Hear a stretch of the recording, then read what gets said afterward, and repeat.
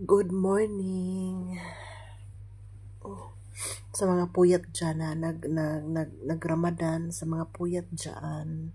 So, good morning po. Kakagising ko lang ngayon. So, 10:36 in the morning. So, bangon po tayo. Bangon tayo kasi kailangan natin magsimula. So, unang gawin ko po ngayon ay maiinom pa ako ng aking mayrae kasi nakalimutan ko po kagabi na inumin. So, good morning, people. So, iinom po ako ngayon ng mayrae kasi nakalimutan ko siya kagabi. So, ayan po. So, ayan. Ito po yung ano ko, pampaboost sa ating skin. Or pampaganda na rin. So, yan. Inom po tayo. Pwede kasi siya inumin pag bagong gising ka, at saka bago ka matulog.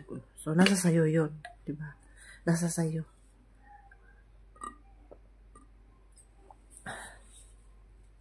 So, tayo po ay maligo.